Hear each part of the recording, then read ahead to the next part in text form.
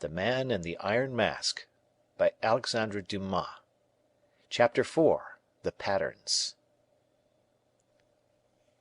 During all this time the noble mob was slowly heaving away, leaving at every angle of the counter either a murmur or a menace, as the waves leave foam or scattered seaweed on the sands, when they retire with the ebbing tide. In about 10 minutes Moliere reappeared, making another sign to D'Artagnan from under the hangings. The latter hurried after him, with Porthos in the rear, and after threading a labyrinth of corridors, introduced him to M. Percerin's room. The old man, with his sleeves turned up, was gathering up in folds a piece of gold flowered brocade, so as the better to exhibit its luster.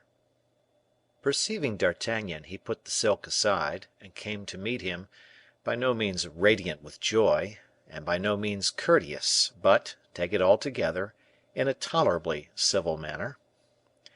"The captain of the king's musketeers will excuse me, I am sure, for I am engaged."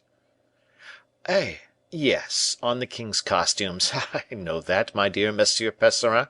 You are making 3, they tell me." "5, my dear sir, 5." "3 or 5, 'tis all the same to me, my dear monsieur, and I know that you will make them most exquisitely." "Yes, I know. Once made, they will be the most beautiful in the world. I do not deny it. But that they may be the most beautiful in the world, they must first be made; and to do this, captain, I am pressed for time." "Oh, bah! there are 2 days yet; 'tis much more than you require, Monsieur Percerin," said D'Artagnan, in the coolest possible manner. Percerin raised his head with the air of a man little accustomed to be contradicted even in his whims; but D'Artagnan did not pay the least attention to the airs which the illustrious tailor began to assume. "My dear Monsieur Percerin," he continued, "I bring you a customer." "Ah! ah!" exclaimed Percerin, crossly. "Monsieur le Baron de Vallon de Bracieux et Pierrefonds," continued D'Artagnan. Percerin attempted a bow, which found no favor in the eyes of the terrible Porthos, who, from his first entry into the room, had been regarding the tailor askance. "A very good friend of mine," concluded D'Artagnan. "I will attend to monsieur," said Percerin, "but later." "Later? But when?" "When I have time." "You have already told my valet as much," broke in Porthos, discontentedly. "Very likely," said Percerin. "I am nearly always pushed for time." "My friend," returned Porthos, sententiously, "there is always time to be found when one chooses to seek it." Percerin turned crimson, an ominous sign, indeed, in old men blanched by age. "Monsieur is quite at liberty to confer his custom elsewhere." "Come, come, Percerin," interposed D'Artagnan, "you are not in a good temper to day. Well, I will say one more word to you, which will bring you on your knees. Monsieur is not only a friend of mine, but more, a friend of M. Fouquet's." "Ah! ah!" exclaimed the tailor, "that is another thing." Then turning to Porthos, "Monsieur le Baron is attached to the superintendent?" he inquired. "I am attached to myself," shouted Porthos, at the very moment that the tapestry was raised to introduce a new speaker in the dialogue. Moliere was all observation. D'Artagnan laughed. Porthos swore. "My dear Percerin," said D'Artagnan, "you will make a dress for the baron? 'Tis I who ask you." "To you I will not say nay, captain." "But that is not all; you will make it for him at once." "'Tis impossible within 8 days." "That, then, is as much as to refuse, because the dress is wanted for the fete at Vaux." "I repeat that it is impossible," returned the obstinate old man. "By no means, my dear Monsieur Percerin, above all if I ask you," said a mild voice at the door, a silvery voice which made D'Artagnan prick up his ears. It was the voice of Aramis. "Monsieur d'Herblay!" cried the tailor. "Aramis!" murmured D'Artagnan. "Ah, our bishop!" said Porthos. "Good morning, D'Artagnan. Good morning, Porthos. Good morning, my dear friends," said Aramis. "Come, come, Monsieur Percerin, make the baron's dress, and I will answer for it, you will gratify Monsieur Fouquet." And he accompanied the words with a sign which seemed to say, "Agree and dismiss them." It appeared that Aramis had over Master Percerin an influence superior even to D'Artagnan's, for the tailor bowed in assent, and turning round upon Porthos, said, "Go and get measured on the other side." Porthos colored in a formidable manner. D'Artagnan saw the storm coming, and addressing Moliere, said to him in an undertone, "You see before you, my dear monsieur, a man who considers himself disgraced if you measure the flesh and bones that Heaven has given him. Study this type for me, Master Aristophanes, and profit by it." Moliere had no need of encouragement, and his gaze dwelt long and keenly on the Baron Porthos. "Monsieur," he said, "if you will come with me, I will make them take your measure without touching you." "Oh!" said Porthos, "how do you make that out, my friend?" "I say that they shall apply neither line nor rule to the seams of your dress. It is a new method we have invented for measuring people of quality, who are too sensitive to allow low born fellows to touch them. We know some susceptible people who will not put up with being measured, a process which, as I think, wounds the natural dignity of a man, and if perchance monsieur should be one of these " "Corboeuf! I believe I am, too." "Well, that is a capital and most consolatory coincidence, and you shall have the benefit of our invention." "But how in the world can it be done?" asked Porthos, delighted. "Monsieur," said Moliere, bowing, "if you will deign to follow me, you will see." Aramis observed this scene with all his eyes. Perhaps he fancied from D'Artagnan's liveliness that he would leave with Porthos, so as not to lose the conclusion of a scene well begun. But, clear sighted as he was, Aramis deceived himself. Porthos and Moliere left together. D'Artagnan remained with Percerin. Why?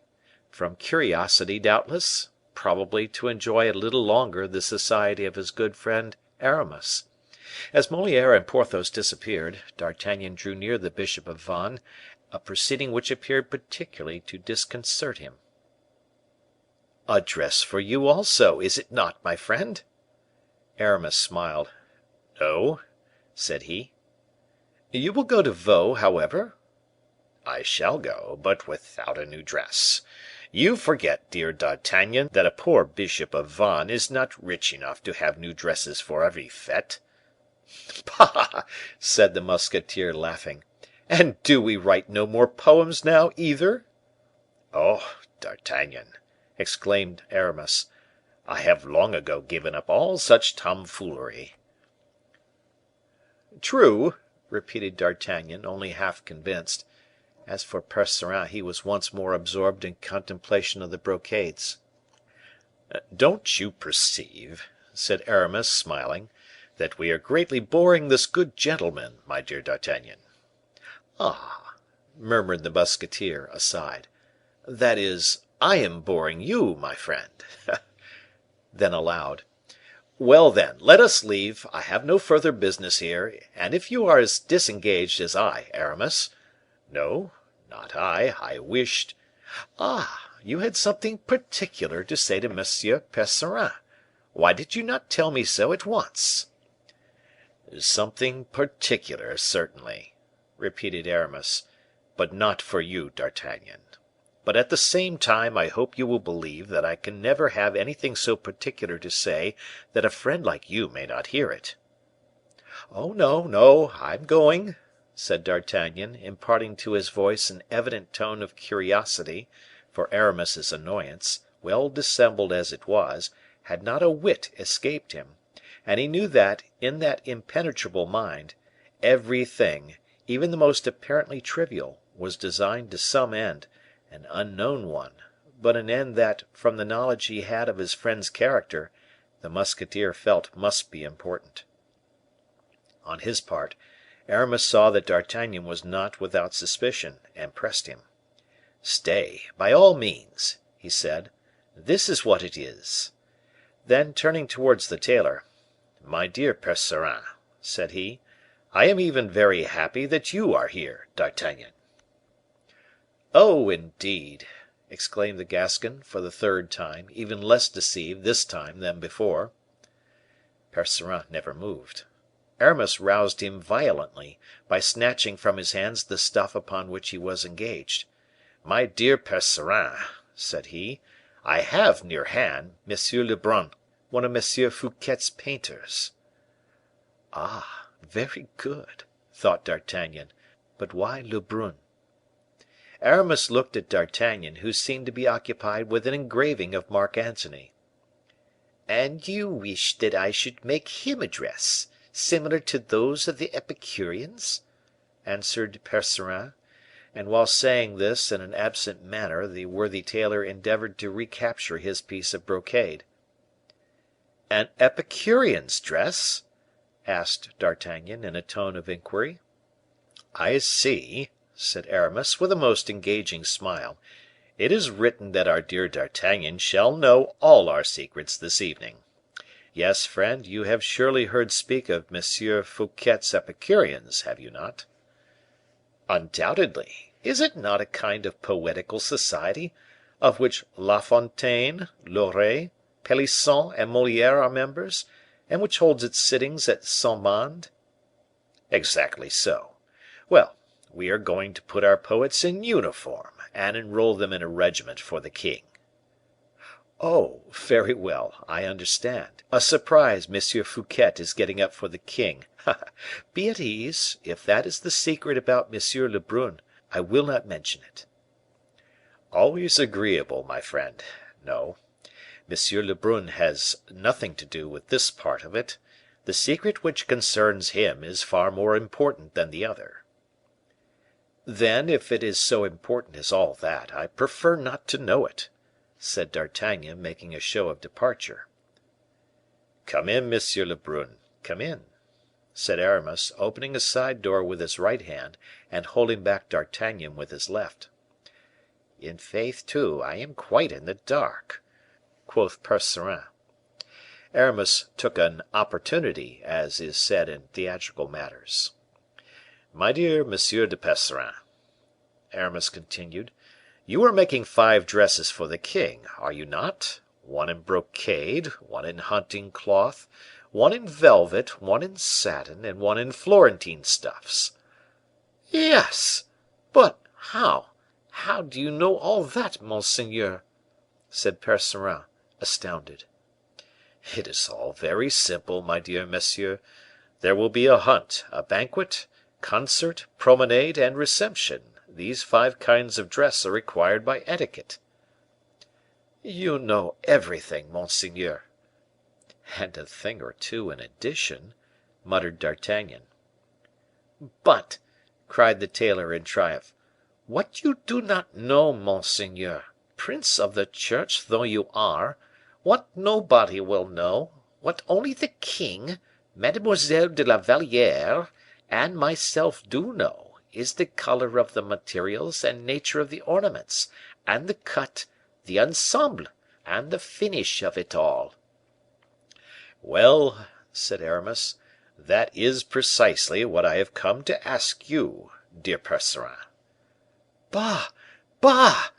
exclaimed the tailor, terrified, though Aramis had pronounced these words in his softest and most honeyed tones. The request appeared, on reflection, so exaggerated, so ridiculous, so monstrous, to M. Percerin, that first he laughed to himself, then aloud, and finished with a shout. D'Artagnan followed his example, not because he found the matter so very funny, but in order not to allow Aramis to cool. "At the outset, I appear to be hazarding an absurd question, do I not?" said Aramis. But D'Artagnan, who is incarnate wisdom itself, will tell you that I could not do this otherwise than ask you this."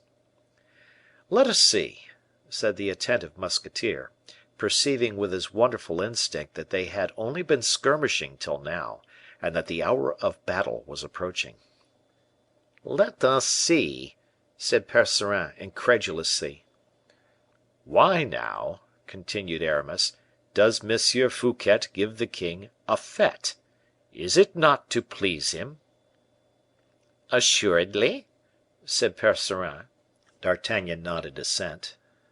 "By delicate attentions? By some happy device? By a succession of surprises, like that of which we are talking? The enrolment of our Epicureans?" "Admirable." "Well, then, this is the surprise we intend. M. Lebrun here is a man who draws most excellently." "Yes," said Percerin, "I have seen his pictures, and observed that his dresses were highly elaborated. That is why I at once agreed to make him a costume, whether to agree with those of the Epicureans, or an original one." "My dear monsieur, we accept your offer, and shall presently avail ourselves of it. But just now, M. Lebrun is not in want of the dresses you will make for himself, but of those you are making for the king." Percerin made a bound backwards, which D'Artagnan, calmest and most appreciative of men, did not consider overdone, so many strange and startling aspects wore the proposal which Aramis had just hazarded. "The king's dresses! Give the king's dresses to any mortal whatever! Oh! for once, monseigneur, your grace is mad!" cried the poor tailor in extremity. "Help me now, D'Artagnan," said Aramis, more and more calm and smiling; "help me now to persuade monsieur, for you understand, do you not?" "Eh? eh?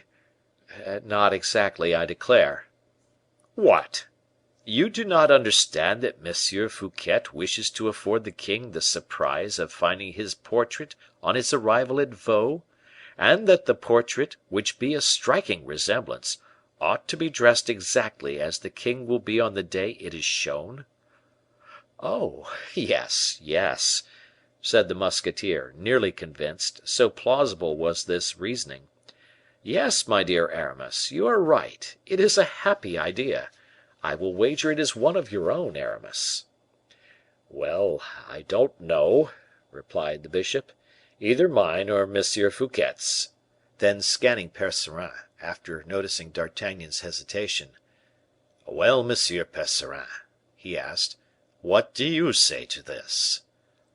"I say that you are doubtless free to refuse. I know well, and I by no means count upon compelling you, my dear monsieur. I will say more, I even understand all the delicacy you feel in taking up with M. Fouquet's idea. You dread appearing to flatter the king. A noble spirit, Monsieur Percerin, a noble spirit." The tailor stammered. "It would indeed be a very pretty compliment to pay the young prince," continued Aramis; "but as the superintendent told me, if Percerin refuse, tell him that it will not at all lower him in my opinion, and I shall always esteem him, only " "Only?" repeated Percerin, rather troubled. "Only," continued Aramis, "I shall be compelled to say to the king, you understand, my dear Monsieur Percerin, that these are M. Fouquet's words? I shall be constrained to say to the king, 'Sire, I had intended to present your majesty with your portrait, but owing to a feeling of delicacy, slightly exaggerated perhaps, although creditable, M. Percerin opposed the project.'" "Opposed!" cried the tailor, terrified at the responsibility which would weigh upon him. "I to oppose the desire, the will of M. Fouquet when he is seeking to please the king! Oh, what a hateful word you have uttered, monseigneur! Oppose! Oh, 'tis not I who said it. Heaven have mercy on me! I call the captain of the musketeers to witness it. Is it not true, Monsieur d'Artagnan, that I have opposed nothing?" D'Artagnan made a sign indicating he wished to remain neutral. He felt that there was an intrigue at the bottom of it, whether comedy or tragedy, he was at his wits' end at not being able to fathom it, but in the meanwhile wished to keep clear. But already Percerin, goaded by the idea that the king was to be told he stood in the way of a pleasant surprise, had offered Lebrun a chair, and proceeded to bring from a wardrobe 4 magnificent dresses, the 5th being still in the workman's hands, and these masterpieces he successively fitted upon 4 lay figures, which, imported into France in the time of Concini, had been given to Percerin too by Marshal d'Honor, after the discomfiture of the Italian tailors ruined in their competition. The painter set to work to draw and then to paint the dresses. But Aramis, who was closely watching all the phases of his toil, suddenly stopped him. "I think you have not quite got it, my dear Lebrun," he said. "Your colors will deceive you, and on canvas we shall lack that exact resemblance which is absolutely requisite. Time is necessary for attentively observing the finer shades." "Quite true," said Percerin, "but time is wanting, and on that head you will agree with me, monseigneur, I can do nothing." "Then the affair will fail," said Aramis, quietly, "and that because of a want of precision in the colors." Nevertheless, Lebrun went on copying the materials and ornaments with the closest fidelity, a process which Aramis watched with ill concealed impatience. "What in the world, now, is the meaning of this imbroglio?" the musketeer kept saying to himself. "That will never do," said Aramis. "Monsieur Lebrun, close your box, and roll up your canvas." "But, monsieur," cried the vexed painter, "the light is abominable here." "An idea, Monsieur Lebrun, an idea. If we had a pattern of the materials, for example, and with time, at a better light " "Oh, then," cried Lebrun, "I would answer for the effect." "Good," said D'Artagnan. "This ought to be the knotty point of the whole thing. They want a pattern of each of the materials. Mordioux! Will this Percerin give in now?" Percerin, beaten from his last retreat, and duped, moreover, by the feigned good nature of Aramis, cut out 5 patterns and handed them to the bishop of Vannes. "I like this better. That is your opinion, is it not?" said Aramis to D'Artagnan. "My dear Aramis," said D'Artagnan, "my opinion is that you are always the same." "And consequently, always your friend," said the bishop in a charming tone.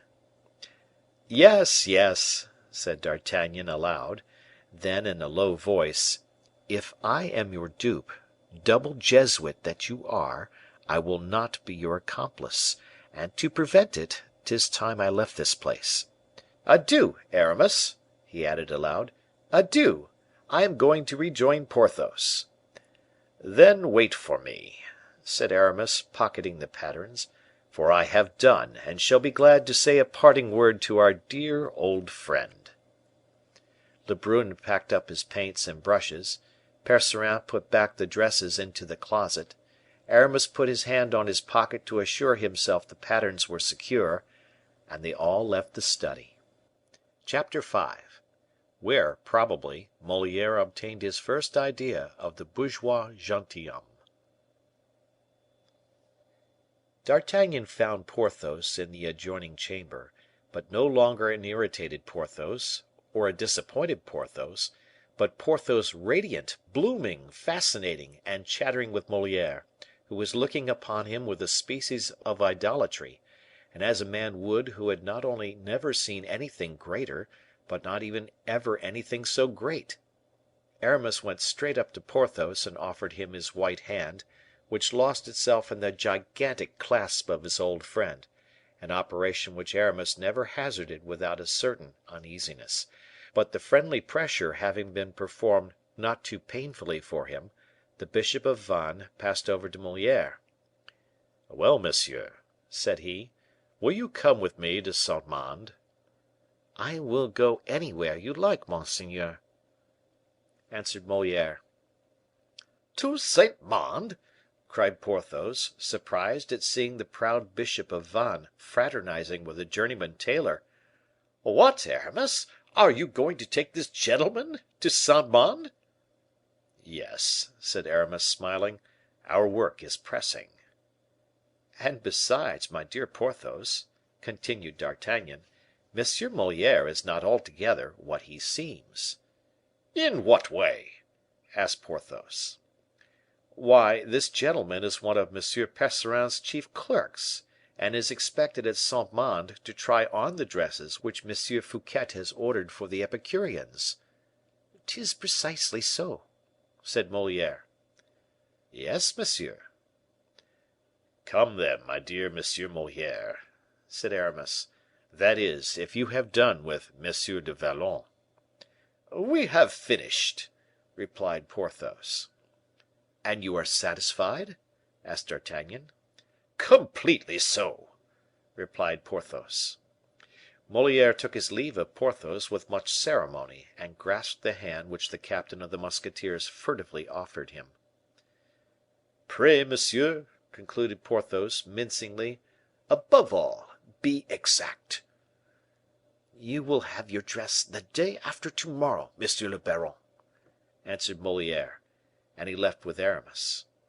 Then D'Artagnan, taking Porthos's arm, "What has this tailor done for you, my dear Porthos," he asked, "that you are so pleased with him?" "What has he done for me, my friend? Done for me!" cried Porthos, enthusiastically. "Yes, I ask you, what has he done for you?" "My friend, he has done that which no tailor ever yet accomplished. He has taken my measure without touching me." "Ah, bah! Tell me how he did it." First, then, they went, I don't know where, for a number of lay figures, of all heights and sizes, hoping there would be one to suit mine; but the largest, that of the drum major of the Swiss guard, was 2 inches too short, and a half foot too narrow in the chest. "Indeed!" "It is exactly as I tell you, D'Artagnan; but he is a great man, or at the very least a great tailor, is this M. Moliere. He was not at all put at fault by the circumstance." "What did he do, then?" "Oh! it is a very simple matter. I'faith, 'tis an unheard of thing that people should have been so stupid as not to have discovered this method from the first. What annoyance and humiliation they would have spared me!" "Not to mention of the costumes, my dear Porthos." "Yes, 30 dresses." "Well, my dear Porthos, come, tell me M. Moliere's plan." "Moliere! You call him so, do you? I shall make a point of recollecting his name." "Yes, or Poquelin, if you prefer that." "No, I like Moliere best. When I wish to recollect his name, I shall think of Voliere, Which is an aviary. and as I have one at Pierrefonds " "Capital!" returned D'Artagnan. "And M. Moliere's plan?" "'Tis this: instead of pulling me to pieces, as all these rascals do, of making me bend my back and double my joints, all of them low and dishonorable practices." D'Artagnan made a sign of approbation with his head. "Monsieur," he said to me, continued Porthos, "a gentleman ought to measure himself. Do me the pleasure to draw near this glass." And I drew near the glass. I must own I did not exactly understand what this good Monsieur Voliere wanted with me. "Moliere." "Ah! yes, Moliere. Moliere. And as the fear of being measured still possessed me, 'Take care,' said I to him, 'what you are going to do with me. I am very ticklish, I warn you.' But he, with his soft voice, for he is a courteous fellow, we must admit, my friend, he, with his soft voice, 'Monsieur,' said he, 'that your dress may fit you well, it must be made according to your figure. Your figure is exactly reflected in this mirror. we shall take the measure of this reflection." "In fact," said D'Artagnan, "you saw yourself in the glass, but where did they find one in which you could see your whole figure?" "My good friend, it is the very glass in which the king is used to look to see himself." "Yes, but the king is a foot and a half shorter than you are." "Ah! Well, I know not how that may be. It is, no doubt, a cunning way of flattering the king, but the looking glass was too large for me. 'Tis true that its height was made up of 3 Venetian plates of glass, placed one above another, and its breadth of 3 similar parallelograms in juxtaposition." "Oh, Porthos, what excellent words you have command of! Where in the world did you acquire such a voluminous vocabulary?" "At Belle Isle. Aramis and I had to use such words in our strategic studies and castrametive experiments." D'Artagnan recoiled, as though the sesquipedalian syllables had knocked the breath out of his body. "Ah, very good. Let us return to the looking glass, my friend." "Then this good Monsieur Voliere—" "Moliere." "Yes, Moliere, you are right. You will see now, my dear friend, that I shall recollect his name quite well. This excellent Monsieur Moliere set to work tracing out lines on the mirror, with a piece of Spanish chalk, following on all the make of my arms and my shoulders, all the while expounding this maxim, which I thought admirable: 'It is advisable that a dress should not incommode its wearer.'" "In reality," said D'Artagnan, "that is an excellent maxim, which is, unfortunately, seldom carried out in practice." "That is why I found it all the more astonishing when he expatiated upon it." "Ah, he expatiated." "Parbleu!" "Let me hear his theory." "Seeing that," he continued, "one may, in awkward circumstances, or in a troublesome position, have one's doublet on one's shoulder, and not desire to take one's doublet off." "True," said D'Artagnan. "And so," continued M. Voliere— "Moliere." "Moliere, yes. And so," went on M. Moliere, "you want to draw your sword, monsieur, and you have your doublet on your back. What do? 'I take it off,' I answered. 'Well, no,' he replied. 'How no?' 'I say that the dress should be so well made that it will in no way encumber you, even in drawing your sword.' Ah! ah! 'Throw yourself on guard,' pursued he. I did it with such wondrous firmness that 2 panes of glass burst out of the window. ''Tis nothing, nothing,' said he. 'Keep your position.' I raised my left arm in the air, the forearm gracefully bent, the ruffle drooping, and my wrist curved, while my right arm, half extended, securely covered my wrist with the elbow, and my breast with the wrist." "Yes," said D'Artagnan, "'tis the true guard, the academic guard." "You have said the very word, dear friend. In the meanwhile, Voliere—" "Moliere." "Hold! I should certainly, after all, prefer to call him— what did you say his other name was?" "Poquelin." "I prefer to call him Poquelin." "And how will you remember this name better than the other?" "You understand he calls himself Poquelin, does he not?" "Yes." "If I were to call to mind Madame Coquenard?" "Good." "And change coq into poke, nard into lin, and instead of Coquenard I shall have Poquelin." "'Tis wonderful!" cried D'Artagnan, astounded. "Go on, my friend, I am listening to you with admiration." "This Coquelin sketched my arm on the glass." "I beg your pardon, Poquelin." "What did I say, then?" "You said Coquelin." "Ah, true. This Poquelin, then, sketched my arm on the glass; but he took his time over it, he kept looking at me a good deal. The fact is that I must have been looking particularly handsome. 'Does it weary you?' he asked. 'A little, I replied, bending a little in my hands, but I could hold out for an hour or so longer. No, no, I will not allow it. The willing fellows will make it a duty to support your arms, as of old men supported those of the Prophet. Very good, I answered. That will not be humiliating to you? My friend, said I, there is, I think, a great difference between being supported and being measured.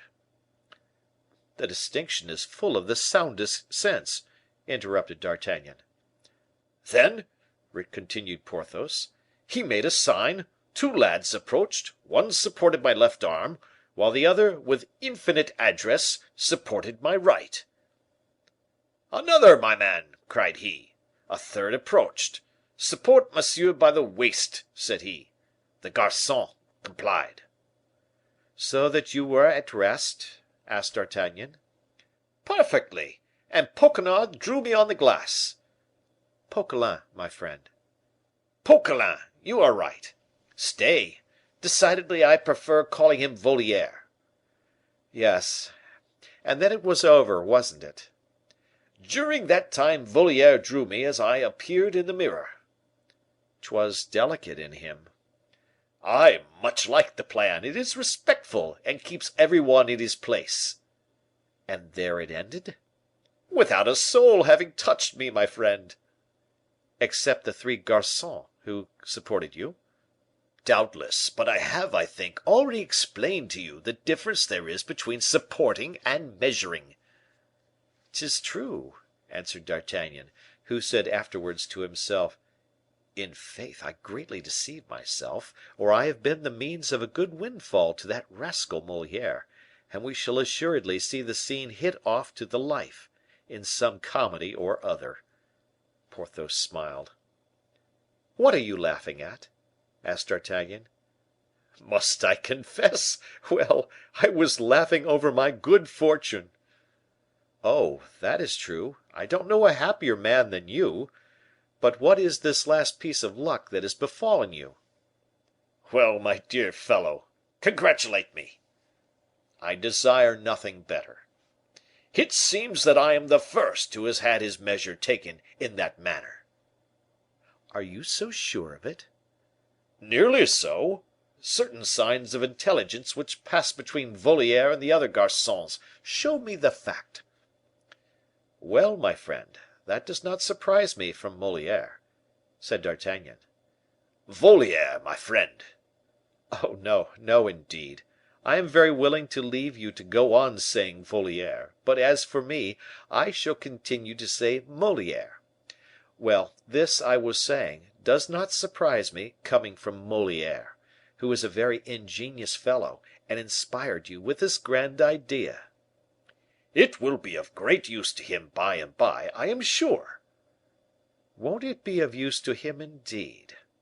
I believe you it will, and that in the highest degree, for you see my friend Moliere is of all known tailors the man who best clothes our barons, comtes, and marquises, according to their measure. On this observation, neither the application nor depth of which we shall discuss, D'Artagnan and Porthos quitted M. de Percerin's house, and rejoined their carriages, wherein we will leave them, in order to look after Moliere and Aramis at Saint Mande. Chapter 6. The Beehive, the Bees, and the Honey.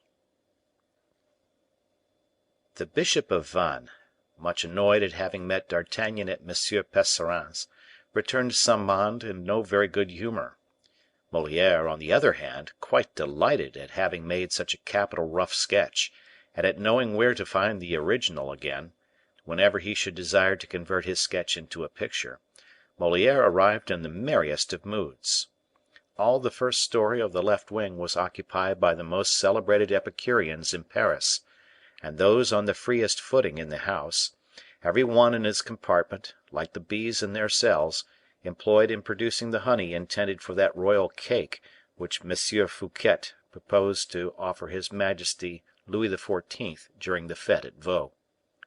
Pelisson, his head leaning on his hand, was engaged in drawing out the plan of the prologue to the Facheux, a comedy in 3 acts, which was to be put on the stage by Poquelin de Moliere, as D'Artagnan called him, or Coquelin de Foliere, as Porthos styled him. Loret, with all the charming innocence of a gazetteer, the gazetteers of all ages have always been so artless, Loret was composing an account of the fetes at Vaux, before those fetes had taken place. La Fontaine sauntered about from one to the other, a peripatetic, absent-minded, boring, unbearable dreamer, who kept buzzing and humming at everybody's elbow 1,000 poetic abstractions. He so often disturbed Pelisson, that the latter, raising his head crossly, said, "At least, La Fontaine, supply me with a rhyme, since you have the run of the gardens at Parnassus." "What rhyme do you want?" asked the fabler, as Madame de Sevigne used to call him. "I want a rhyme to Lumiere." "Orniere," answered La Fontaine. "Ah, but my good friend, one cannot talk of wheel ruts when celebrating the delights of Vaux," said Loret. "Besides, it doesn't rhyme," answered Pelisson. "What! doesn't rhyme?" cried La Fontaine in surprise. "Yes, you have an abominable habit, my friend, a habit which will ever prevent your becoming a poet of the first order. You rhyme in a slovenly manner." "Oh, oh, you think so, do you, Pelisson?" "Yes, I do, indeed. Remember that a rhyme is never good so long as one can find a better." "Then I will never write anything again save in prose," said La Fontaine, who had taken up Pelisson's reproach in earnest. "Ah, I often suspected I was nothing but a rascally poet. Yes, 'tis the very truth." "Do not say so; your remark is too sweeping, and there is much that is good in your fables." "And to begin," continued La Fontaine, following up his idea, "I will go and burn 100 verses I have just made." "Where are your verses?" "In my head." "Well, if they are in your head, you cannot burn them." "True," said La Fontaine; "but if I do not burn them, well, what will happen if you do not burn them?" "They will remain in my mind, and I shall never forget them." "The deuce!" cried Loret. "What a dangerous thing! One would go mad with it." "The deuce! the deuce!" repeated La Fontaine. "What can I do?" "I have discovered the way," said Moliere, who had entered just at this point of the conversation. "What way?" "Write them first, and burn them afterwards." "How simple! Well, I should never have discovered that. What a mind that devil of a Moliere has!" said La Fontaine. Then, striking his forehead, "Oh, thou wilt never be aught but an ass, Jean La Fontaine," he added. "What are you saying there, my friend?" broke in Moliere, approaching the poet, whose aside he had heard. "I say I shall never be aught but an ass," answered La Fontaine, with a heavy sigh and swimming eyes. "Yes, my friend," he added, with increasing grief, "it means that I rhyme in a slovenly manner." "Oh, 'tis wrong to say so." "Nay, I am a poor creature." "Who said so?" "Parbleu! 'twas Pelisson, did you not, Pelisson?" Pelisson, again absorbed in his work, took good care not to answer. "But if Pelisson said you were so," cried Moliere, "Pelisson has seriously offended you." "Do you think so?" "Ah! I advise you, as you are a gentleman, not to leave an insult like that unpunished." "What?" exclaimed La Fontaine. "Did you ever fight?" "Once only, with a lieutenant in the light horse." "What wrong had he done you?" "It seems he ran away with my wife." "Ah! ah!" said Moliere, becoming slightly pale; but as, at La Fontaine's declaration, the others had turned round, Moliere kept upon his lips the rallying smile which had so nearly died away, and continuing to make La Fontaine speak, "And what was the result of the duel?" "The result was, that on the ground my opponent disarmed me, and then made an apology, promising never again to set foot in my house. "And you consider yourself satisfied?" said Moliere. "Not at all. On the contrary, I picked up my sword. 'I beg your pardon, monsieur,' I said. 'I have not fought you because you were my wife's friend, but because I was told I ought to fight. So, as I have never known any peace save since you made her acquaintance, do me the pleasure to continue your visits as heretofore, or, morbleu, let us set to again.' And so," continued La Fontaine, "he was compelled to resume his friendship with Madame, and I continue to be the happiest of husbands." All burst out laughing. Moliere alone passed his hand across his eyes. Why? Perhaps to wipe away a tear, perhaps to smother a sigh. Alas, we know that Moliere was a moralist, but he was not a philosopher. "'Tis all one," he said, returning to the topic of the conversation. "Pelisson has insulted you." "Ah, truly, I had already forgotten it." "And I am going to challenge him on your behalf." "Well, you can do so, if you think it indispensable." "I do think it indispensable, and I am going to—" "Stay!" exclaimed La Fontaine. "I want your advice." "Upon what? This insult?" "No, tell me really now whether Lumiere does not rhyme with orniere."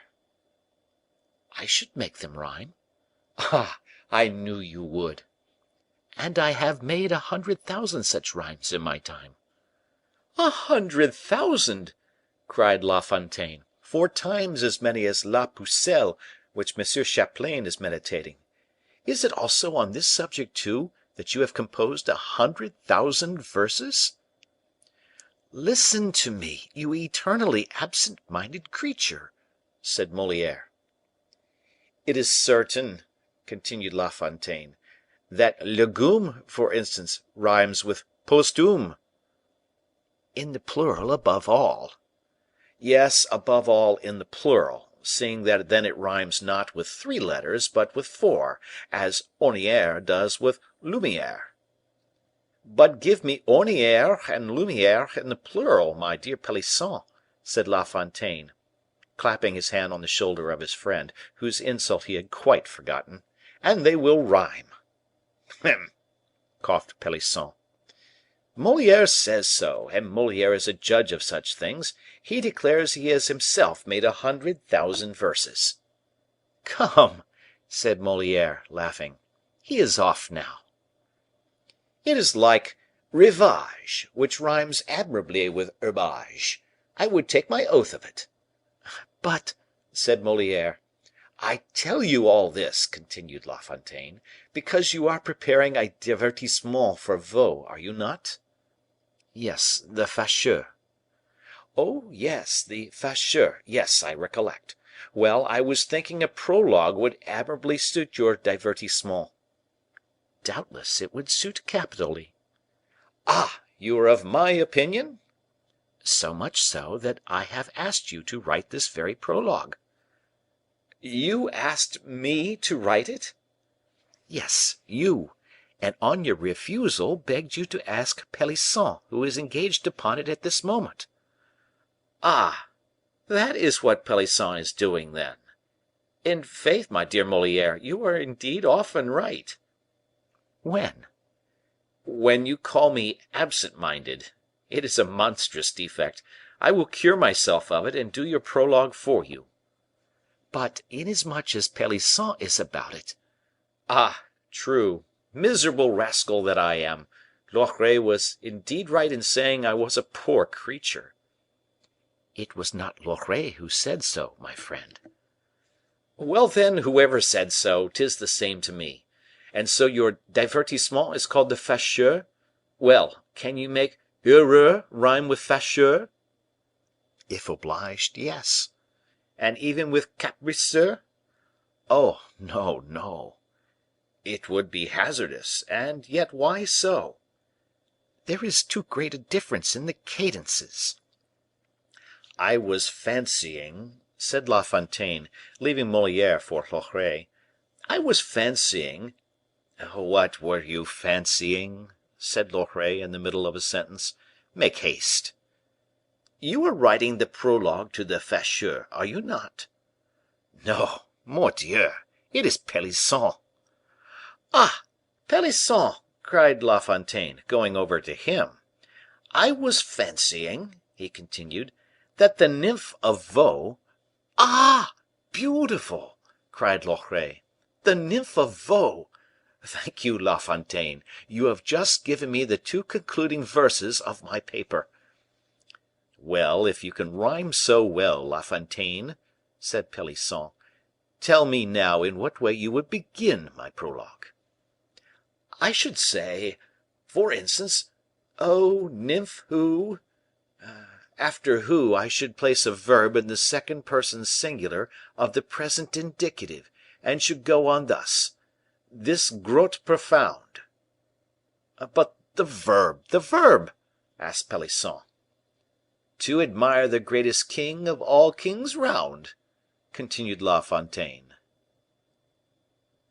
"But the verb, the verb," obstinately insisted Pelisson. "This second person in singular of the present indicative?" "Well, then?" "Quittest." "'O nymph, who quittest now this grotte profound, To admire the greatest king of all kings round.'"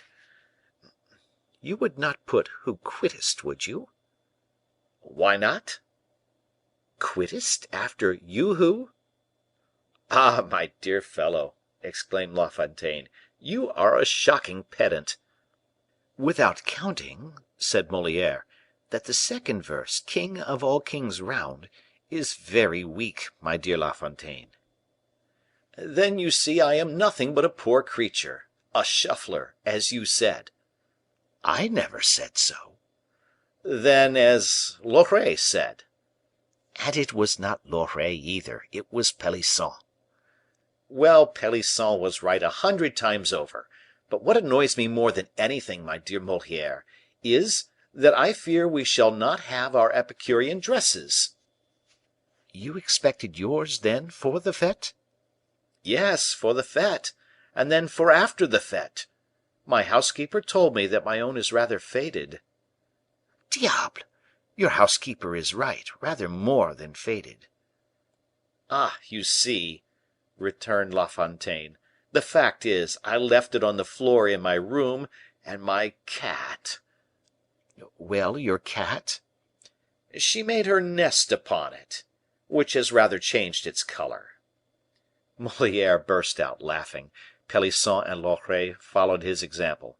At this juncture the bishop of Vannes appeared, with a roll of plans and parchments under his arm. As if the angel of death had chilled all gay and sprightly fancies, as if that wan form had scared away the graces to whom Xenocrates sacrificed, silence immediately reigned through the study, and every one resumed his self possession and his pen.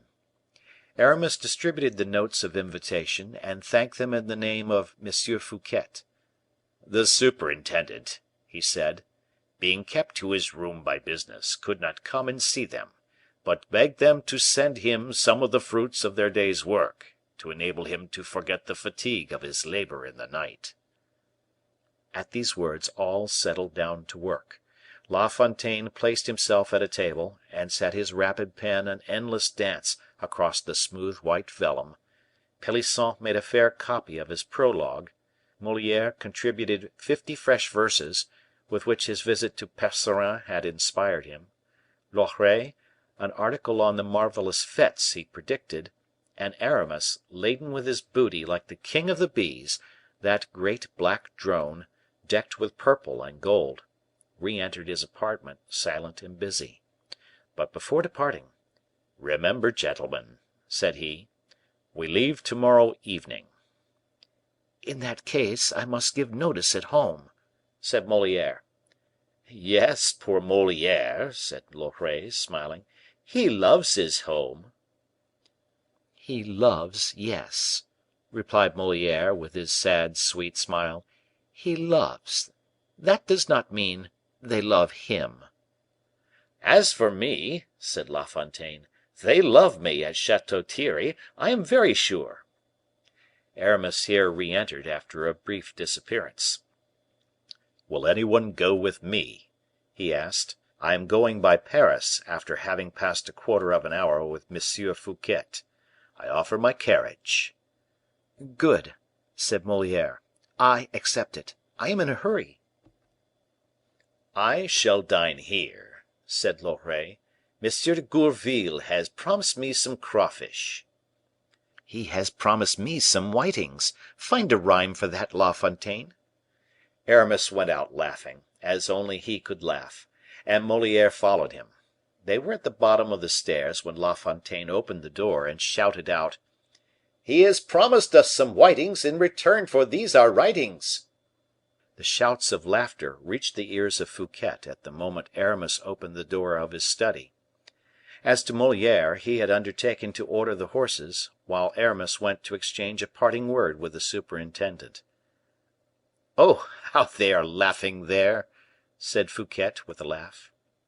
"Do you not laugh, monseigneur?" "I laugh no longer now, Monsieur d'Herblay. The fete is approaching, money is departing." "Have I not told you that that was my business?" "Yes, you promised me millions." "You shall have them the day after the king's entree into Vaux." Fouquet looked closely at Aramis, and passed the back of his icy hand across his moistened brow. Aramis perceived that the superintendent either doubted him, or felt he was powerless to obtain the money. How could Fouquet suppose that a poor bishop, ex abbe, ex musketeer, could find any? "Why doubt me?" said Aramis. Fouquet smiled and shook his head. "Man of little faith," added the bishop.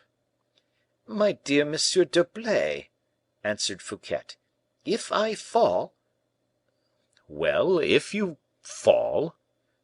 "I shall at least fall from such a height that I shall shatter myself in falling." Then giving himself a shake, as though to escape from himself, "Whence came you," said he, "my friend?" "From Paris, from Percerin." "And what have you been doing at Percerin's? For I suppose you attach no great importance to our poet's dresses."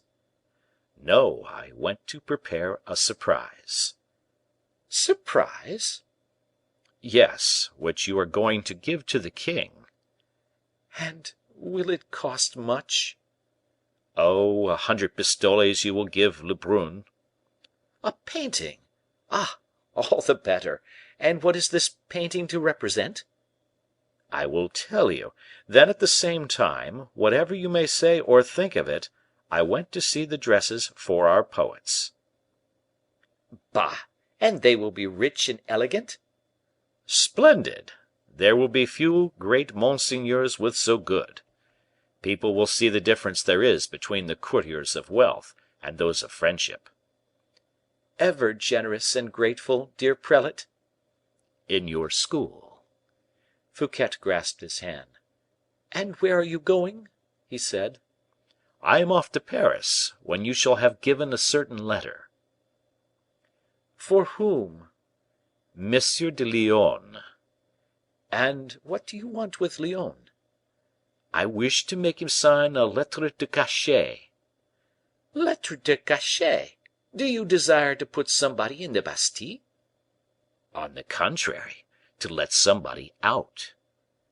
"And who?"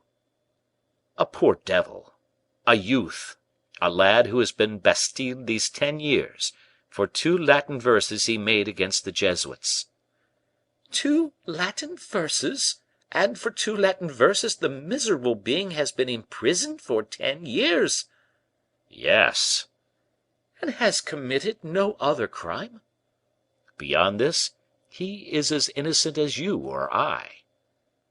"On your word?" "On my honor." "And his name is?" "Seldon." "Yes. But it is too bad. You knew this, and you never told me." "'Twas only yesterday his mother applied to me, monseigneur." "And the woman is poor?" "In the deepest misery."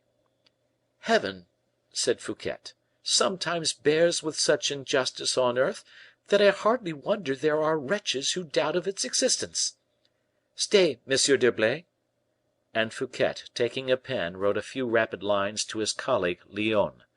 Aramis took the letter, and made ready to go. "Wait," said Fouquet. He opened his drawer, and took out 10 government notes which were there, each for 1,000 francs. "Stay," he said, "set the son at liberty, and give this to the mother; but above all, do not tell her " "What, monseigneur?" "That she is 10,000 livres richer than I. She would say I am but a poor superintendent. Go, and I pray that God will bless those who are mindful of his poor." "So also do I pray," replied Aramis, kissing Fouquet's hand. And he went out quickly, carrying off the letter for Lyonne and the notes for Seldon's mother, and taking up Moliere, who was beginning to lose patience. Chapter 7. Another Supper at the Bastile. 7 o'clock sounded from the great clock of the Bastile, that famous clock, which, like all the accessories of the state prison, the very use of which is a torture, recalled to the prisoners' minds the destination of every hour of their punishment.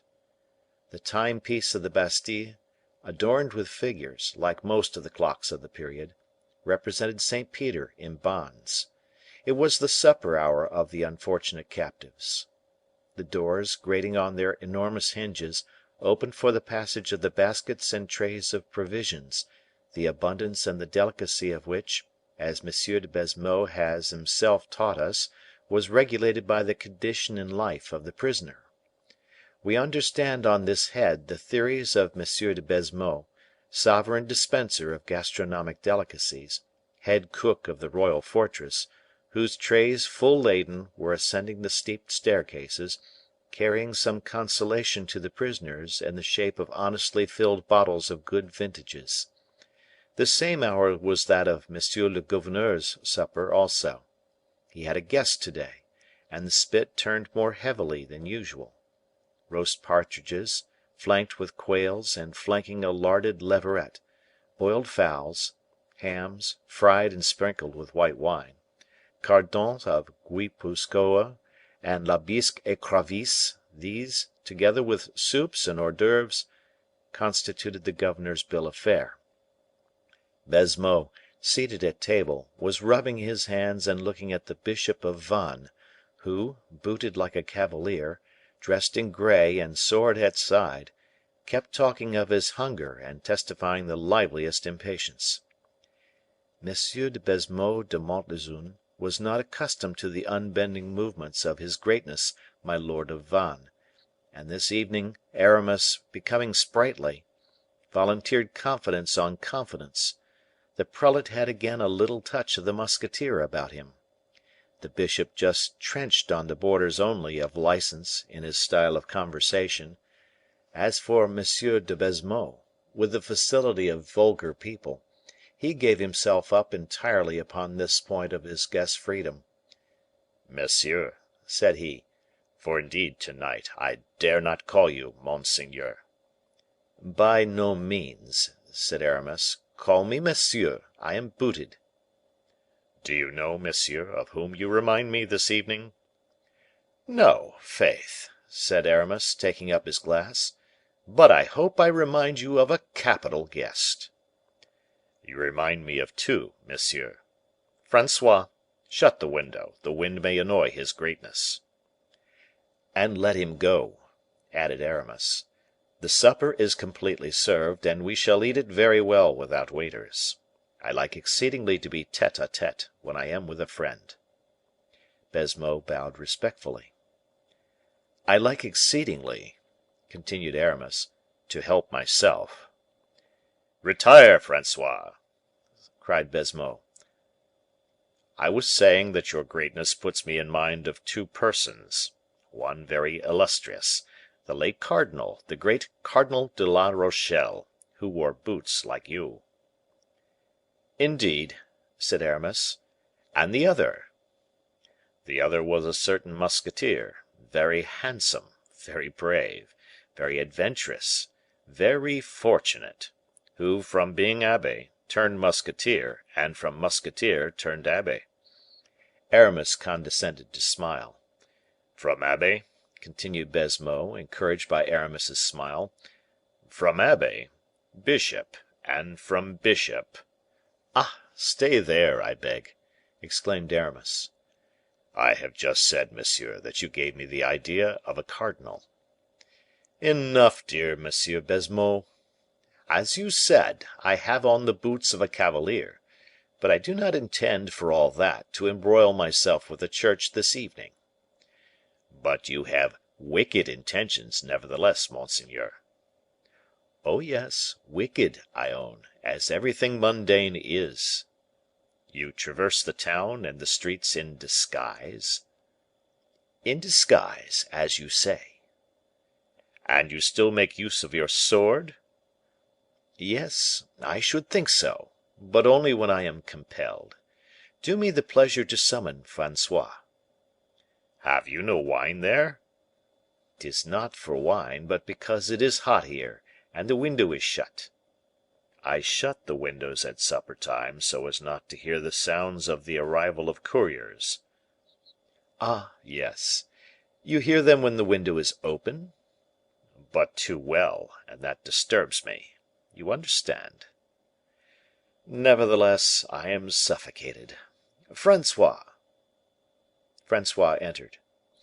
"Open the windows, I pray you, Master Francois," said Aramis. "You will allow him, dear Monsieur Baisemeaux?" "You are at home here," answered the governor. The window was opened. "Do you not think," said M. de Baisemeaux, "that you will find yourself very lonely, now M. de la Fere has returned to his household gods at Blois? He is a very old friend, is he not?"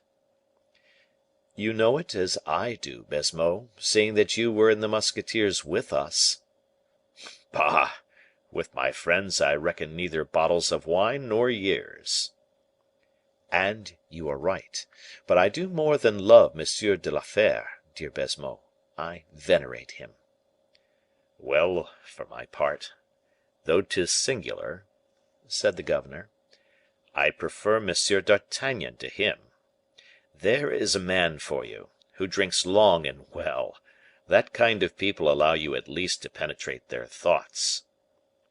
"Baisemeaux, make me tipsy to night; let us have a merry time of it, as of old; and if I have a trouble at the bottom of my heart, I promise you, you shall see it as you would a diamond in the bottom of your glass." "Bravo!" said Baisemeaux; and he poured out a great glass of wine and drank it off at a draught, trembling with joy at the idea of being, by hook or by crook, in the secret of some high archiepiscopal misdemeanor. While he was drinking, he did not see with what attention Aramis was noting the sounds in the great court. A courier came in about 8 o'clock, as Francois brought in the fifth bottle, and although the courier made a great noise, Baisemeaux heard nothing.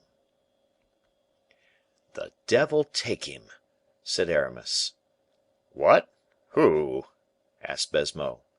"I hope 'tis neither the wine you drank, nor he who is the cause of your drinking it." "No, it is a horse, who is making noise enough in the court for a whole squadron." "Pooh! Some courier or other," replied the governor, redoubling his attention to the passing bottle. "Yes, and may the devil take him, and so quickly that we shall never hear him speak more. Hurrah! hurrah!" "You forget me, Baisemeaux; my glass is empty," said Aramis, lifting his dazzling Venetian goblet.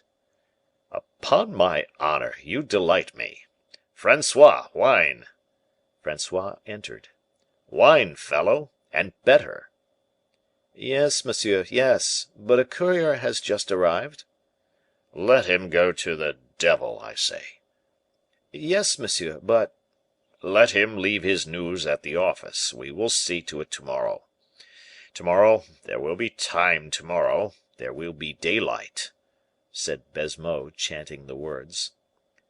"Ah, monsieur," grumbled the soldier Francois, in spite of himself, "monsieur!" "Take care," said Aramis, Take care." "Of what, dear Monsieur d'Herblay?" said Baisemeaux, half intoxicated. "The letter which the courier brings to the governor of a fortress is sometimes an order." "Nearly always." "Do not orders issue from the ministers?" "Yes, undoubtedly, but " "And what do these ministers do but countersign the signature of the king?" "Perhaps you are right. Nevertheless, 'tis very tiresome when you are sitting before a good table, tete a tete with a friend. Ah! I beg your pardon, monsieur. I forgot it is I who engage you at supper, and that I speak to a future cardinal." "Let us pass over that, dear Baisemeaux, and return to our soldier, to Francois." "Well, and what has Francois done?" "He has demurred." "He was wrong, then?" "However, he has demurred, you see; 'tis because there is something extraordinary in this matter. It is very possible that it was not Francois who was wrong in demurring, but you, who are in the wrong in not listening to him." "Wrong? I to be wrong before Francois? That seems rather hard." "Pardon me, merely an irregularity; but I thought it my duty to make an observation which I deem important." "Oh, oh, perhaps you are right," stammered Baisemeaux. "The king's order is sacred; but as to orders that arrive when one is at supper, I repeat that the devil " "If you had said as much to the great cardinal, my dear Baisemeaux, and if his order had any importance " "I do it that I may not disturb a bishop. Mordioux! Am I not, then, excusable?" "Do not forget, Baisemeaux, that I have worn the soldier's coat, and I am accustomed to obedience everywhere." "You wish, then " "I wish that you would do your duty, my friend; yes, at least before this soldier." "'Tis mathematically true," exclaimed Baisemeaux. Francois still waited. "Let them send this order of the king's up to me," he repeated, recovering himself. And he added in a low tone, "Do you know what it is? I will tell you something about as interesting as this. Beware of fire near the powder magazine; or, look close after such and such a one who is clever at escaping. Ah! if you only knew, monseigneur, how many times I have been suddenly awakened from the very sweetest, deepest slumber, by messengers arriving at full gallop to tell me, or rather bring me a slip of paper containing these words: 'Monsieur de Baisemeaux, what news?' 'Tis clear enough that those who waste their time writing such orders have never slept in the Bastile. They would know better. They have never considered the thickness of my walls, the vigilance of my officers, the number of rounds we go. But, indeed, what can you expect, monseigneur?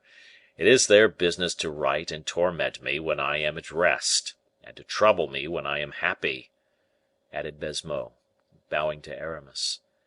"Then let them do their business." "And do you do yours," added the bishop, smiling. Francois re entered. Baisemeaux took from his hands the minister's order. He slowly undid it, and as slowly read it. Aramis pretended to be drinking, so as to be able to watch his host through the glass. Then, Baisemeaux, having read it, "What was I just saying?" he exclaimed. "What is it?" asked the bishop. "An order of release. There now, excellent news indeed to disturb us."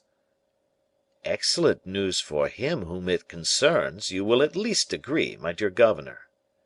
"And at 8 o'clock in the evening." "It is charitable." "Oh! charity is all very well, but it is for that fellow who says he is so weary and tired, but not for me, who am amusing myself," said Baisemeaux, exasperated. "Will you lose by him, then? And is the prisoner who is to be set at liberty a good payer?" "Oh, yes, indeed, a miserable 5-franc rat." "Let me see it," asked M. d'Herblay. It is no indiscretion?" "By no means. Read it." "There is urgent on the paper. You have seen that, I suppose?" "Oh, admirable! Urgent! A man who has been there 10 years. It is urgent to set him free to day, this very evening, at 8 o'clock. Urgent!" And Baisemeaux, shrugging his shoulders with an air of supreme disdain, flung the order on the table and began eating again. "They are fond of these tricks," he said, with his mouth full.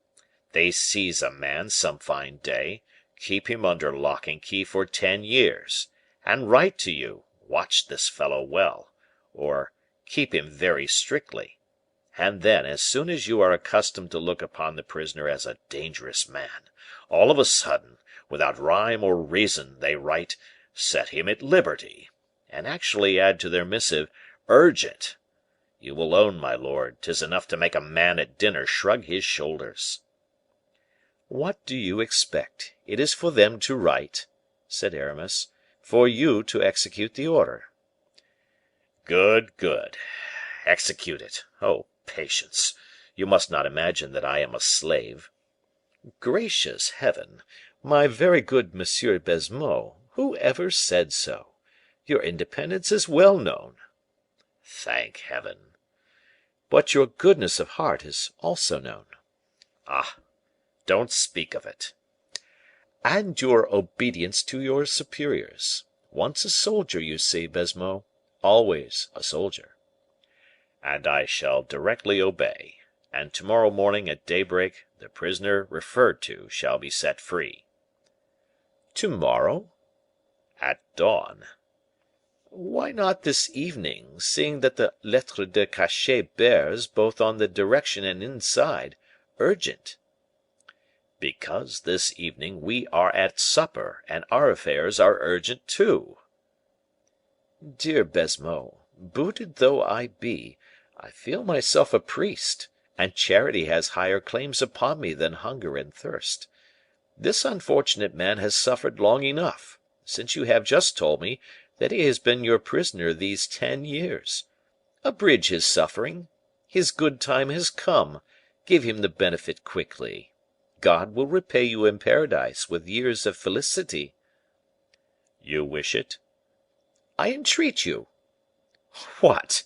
in the very middle of our repast?" "I implore you; such an action is worth 10 benedicites." "It shall be as you desire; only our supper will get cold." "Oh! never heed that." Baisemeaux leaned back to ring for Francois, and by a very natural motion turned round towards the door. The order had remained on the table. Aramis seized the opportunity when Baisemeaux was not looking to change the paper for another, folded in the same manner, which he drew swiftly from his pocket. "Francois," said the governor, "let the major come up here with the turnkeys of the Bertaudiere." Francois bowed, and quitted the room, leaving the two companions alone. Chapter 8. The General of the Order. There was now a brief silence, during which Aramis never removed his eyes from Baisemeaux for a moment. The latter seemed only half decided to disturb himself thus in the middle of supper, and it was clear he was trying to invent some pretext, whether good or bad, for delay, at any rate till after dessert; and it appeared also that he had hit upon an excuse at last. "Eh? But it is impossible!" he cried. "How impossible?" said Aramis. "Give me a glimpse of this impossibility." "'Tis impossible to set a prisoner at liberty at such an hour. Where can he go to, a man so unacquainted with Paris?" "He will find a place wherever he can." "You see now, one might as well set a blind man free." "I have a carriage, and will take him wherever he wishes." "You have an answer for everything. Francois, tell monsieur le major to go and open the cell of Monsieur Seldon, number 3, Bertaudiere." "Seldon!" exclaimed Aramis, very naturally. "You said Seldon, I think." "I said Seldon, of course. 'Tis the name of the man they set free." "Oh! You mean to say Marchiali?" said Aramis. "Marchiali? Oh, yes, indeed. No, Seldon." "I think you are making a mistake, Monsieur Baisemeaux." "I have read the order." "And I also." "And I saw Seldon in letters as large as that." And Baisemeaux held up his finger. "And I read Marchiali in characters as large as this," said Aramis, also holding up two fingers. "To the proof let us throw a light on the matter," said Baisemeaux, confident he was right. "There is the paper, you have only to read it." "I read Marchiali," returned Aramis, spreading out the paper. "Look." Baisemeaux looked, and his arms dropped suddenly. "Yes, yes," he said, quite overwhelmed. "Yes, Marchiali. 'Tis plainly written, Marchiali. Quite true." "Ah!" "How? The man of whom we have talked so much, the man whom they are every day telling me to take such care of." "There is Marchiali," repeated the inflexible Aramis. "I must own it, monseigneur, but I understand nothing about it." "You believe your eyes, at any rate." "To tell me very plainly, there is Marchiali." "And in good handwriting, too." "'Tis a wonder. I still see this order, and the name of Seldon, Irishman. I see it.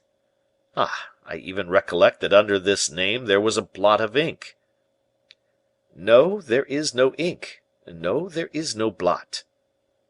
"Oh! but there was, though. I know it, because I rubbed my finger, this very one, in the powder that was over the blot." "In a word, be it how it may, dear Monsieur Baisemeaux," said Aramis, "and whatever you may have seen, the order is signed to release Marchiali, blot or no blot." "The order is signed to release Marchiali," replied Baisemeaux, mechanically, endeavoring to regain his courage. "And you are going to release this prisoner. If your heart dictates you to deliver Seldon also, I declare to you I will not oppose it the least in the world." Aramis accompanied this remark with a smile, the irony of which effectually dispelled Baisemeaux's confusion of mind, and restored his courage.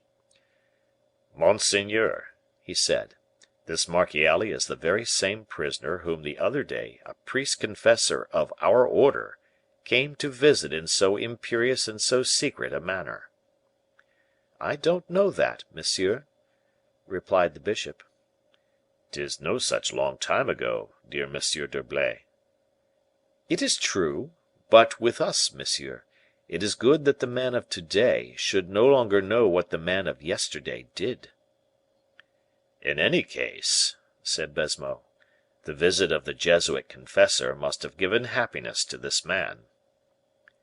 Aramis made no reply, but recommenced eating and drinking. As for Baisemeaux, no longer touching anything that was on the table, he again took up the order and examined it every way. This investigation, under ordinary circumstances, would have made the ears of the impatient Aramis burn with anger, but the bishop of Vannes did not become incensed for so little, above all, when he had murmured to himself that to do so was dangerous. "Are you going to release Marchiali?" he said. "What mellow, fragrant, and delicious sherry this is, my dear governor!" "Monseigneur," replied Baisemeaux, "I shall release the prisoner Marchiali when I have summoned the courier who brought the order, and above all, when, by interrogating him, I have satisfied myself." "The order is sealed, and the courier is ignorant of the contents. What do you want to satisfy yourself about?" "Be it so, monseigneur; but I shall send to the ministry, and M. de Lyonne will either confirm or withdraw the order." "What is the good of all that?" asked Aramis, coldly. "What good?" "Yes; what is your object, I ask?" "The object of Never deceiving oneself, monseigneur, nor being wanting in the respect which a subaltern owes to his superior officers, nor infringing the duties of a service one has accepted of one's own free will." "Very good. you have just spoken so eloquently, that I cannot but admire you. It is true that a subaltern owes respect to his superiors. He is guilty when he deceives himself, and he should be punished if he infringed either the duties or laws of his office." Baisemeaux looked at the bishop with astonishment. "It follows," pursued Aramis, "that you are going to ask advice, to put your conscience at ease in the matter?" "Yes, monseigneur." "And if a superior officer gives you orders, you will obey?" "Never doubt it, monseigneur." "You know the king's signature well, Monsieur de Baisemeaux?" "Yes, monseigneur." Is it not on this order of release? "It is true, but it may " "Be forged, you mean?" "That is evident, monseigneur." "You're right. And that of M. de Lyonne?" "I see it plain enough on the order; but for the same reason that the king's signature may have been forged, so also, and with even greater probability, may M. de Lyonne's." "Your logic has the stride of a giant, M. de Baisemeaux," said Aramis, "and your reasoning is irresistible. But on what special grounds do you base your idea that these signatures are false?" "On this, the absence of counter signatures. Nothing checks his majesty's signature, and M. de Lyonne is not there to tell me he has signed." "Well, Monsieur de Baisemeaux," said Aramis, bending an eagle glance on the governor, "I adopt so frankly your doubts, and your mode of clearing them up, that I will take a pen, if you will give me one." Baisemeaux gave him a pen. "And a sheet of white paper," added Aramis. Baisemeaux handed him some paper. "Now I also, I here present, incontestably, I am going to write an order to which I am certain you will give credence, incredulous as you are." Baisemeaux turned pale at this icy assurance of manner. It seemed to him that the voice of the bishop's, but just now so playful and gay, had become funereal and sad, that the wax lights changed into the tapers of a mortuary chapel, the very glasses of wine into chalices of blood. Aramis took a pen and wrote. Baisemeaux, in terror, read over his shoulder. "A.M.D.G.," wrote the bishop, and he drew a cross under these four letters, which signify ad majorem Dei gloriam, to the greater glory of God. And thus he continued: "It is our pleasure that the order brought to M. de Baisemeaux de Montlezun, governor, for the king, of the castle of the Bastile, be held by him good and effectual, and be immediately carried into operation. Signed, D'Herblay, General of the Order, by the grace of God." Baisemeaux was so profoundly astonished that his features remained contracted, his lips parted, and his eyes fixed. He did not move an inch, nor articulate a sound.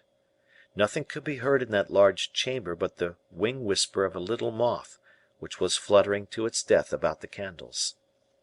Aramis, without even deigning to look at the man whom he had reduced to so miserable a condition, drew from his pocket a small case of black wax. He sealed the letter, and stamped it with the seal suspended at his breast, beneath his doublet, and when the operation was concluded, presented, still in silence, the missive to M. de Baisemeaux. The latter, whose hands trembled in a manner to excite pity, turned a dull and meaningless gaze upon the letter. A last gleam of feeling played over his features, and he fell, as if thunderstruck, on a chair. "Come, come," said Aramis, after a long silence, during which the governor of the Bastile had slowly recovered his senses, "do not lead me to believe, dear Baisemeaux, that the presence of the general of the order is as terrible as his, and that men die merely from having seen him. Take courage, rouse yourself, give me your hand, obey." Baisemeaux, reassured, if not satisfied, obeyed, kissed Aramis's hand, and rose. "Immediately?" he murmured. "Oh, there is pressing haste, my host. take your place again, and do the honors over this beautiful dessert." "Monseigneur, I shall never recover such a shock as this. I who have laughed, who have jested with you, I who have dared to treat you on a footing of equality." "Say nothing about it, old comrade," replied the bishop, who perceived how strained the cord was, and how dangerous it would have been to break it. "Say nothing about it. Let us each live in our own way; to you, my protection and my friendship; to me, your obedience. Having exactly fulfilled these two requirements, let us live happily." Baisemeaux reflected. He perceived, at a glance, the consequence of this withdrawal of a prisoner by means of a forged order, and, putting in the scale the guarantee offered him by the official order of the general, did not consider it of any value. Aramis divined this. "My dear Baisemeaux," said he, "you are a simpleton. Lose this habit of reflection when I give myself the trouble to think for you." And at another gesture he made, Baisemeaux bowed again. "How shall I set about it?" he said. "What is the process for releasing a prisoner?" "I have the regulations." "Well, then, follow the regulations, my friend." "I go with my major to the prisoner's room, and conduct him, if he is a personage of importance." "But this Marchiali is not an important personage," said Aramis, carelessly.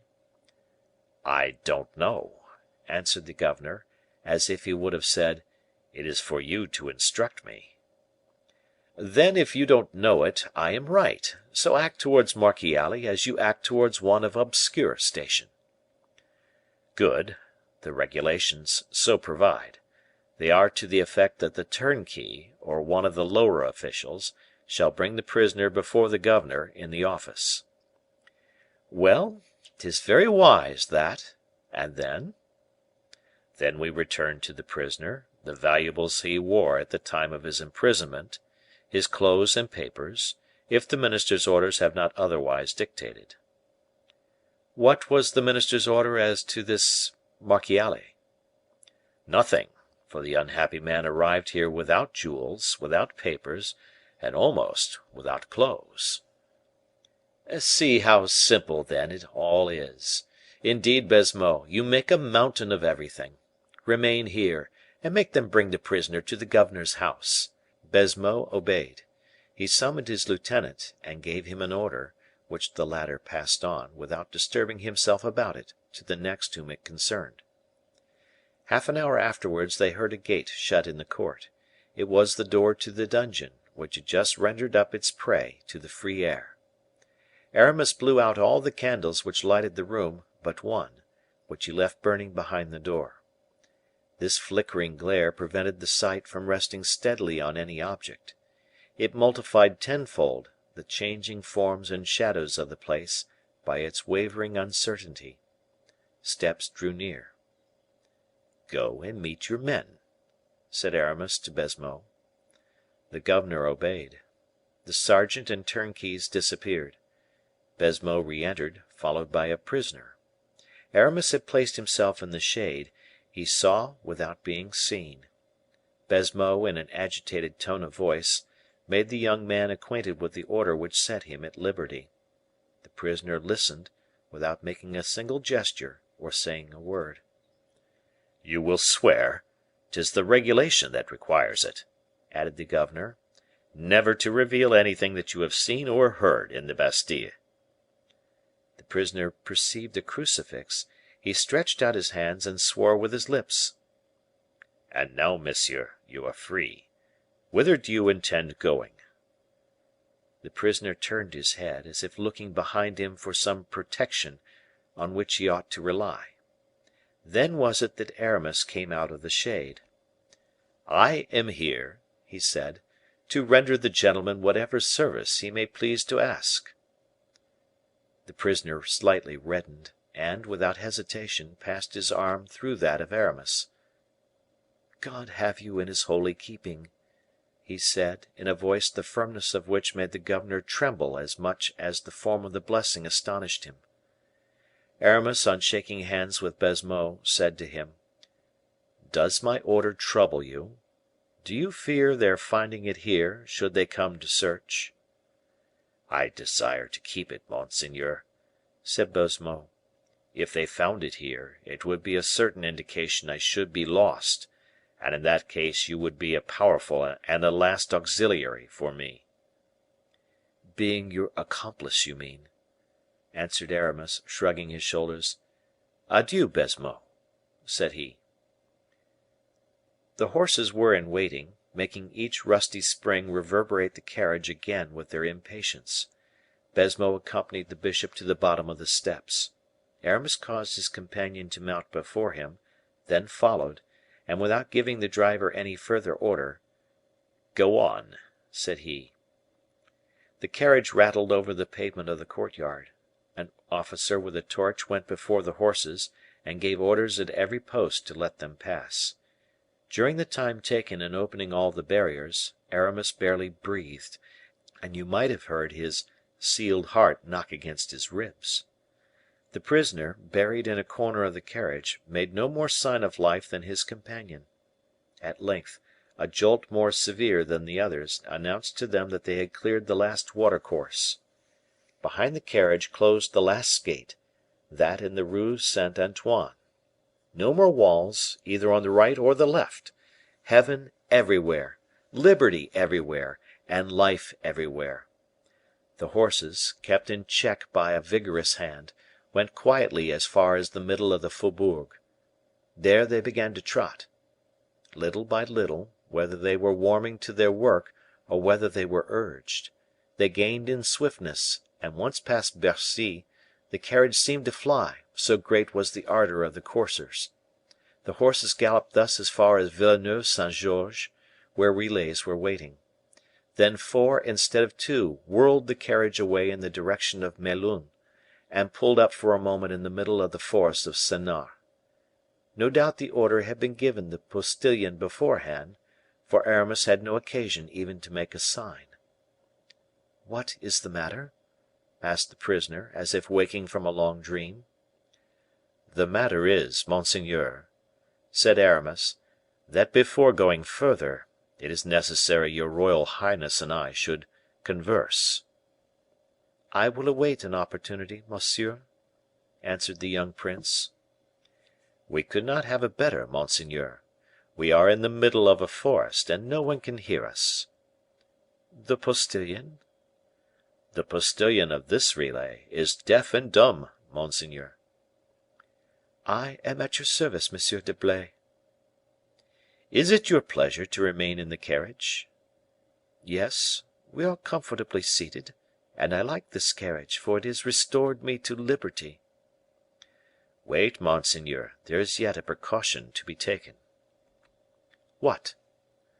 "We are here on the highway; cavaliers or carriages traveling like ourselves might pass, and seeing us stopping, deem us in some difficulty.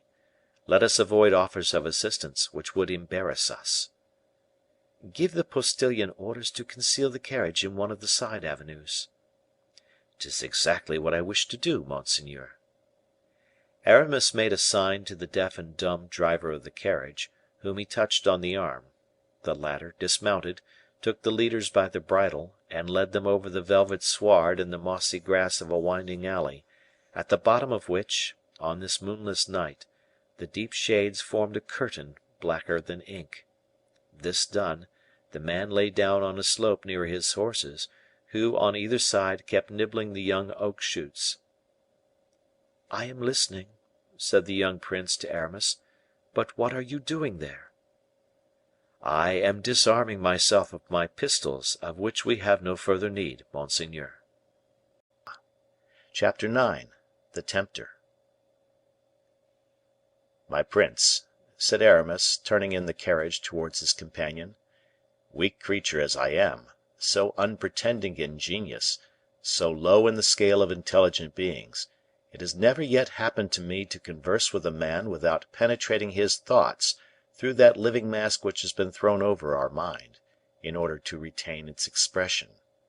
But to night, in this darkness, in the reserve which you maintain, I can read nothing on your features, and something tells me that I shall have great difficulty in wresting from you a sincere declaration. I beseech you, then, not for love of me, for subjects should never weigh as anything in the balance which princes hold, but for love of yourself, to retain every syllable, every inflection which, under the present most grave circumstances, will all have a sense and value as important as any ever uttered in the world." "I listen," replied the young prince, "decidedly, without either eagerly seeking or fearing anything that you are about to say to me." And he buried himself still deeper in the thick cushions of the carriage, trying to deprive his companion not only of the sight of him, but even of the very idea of his presence. Black was the darkness which fell wide and dense from the summits of the intertwining trees.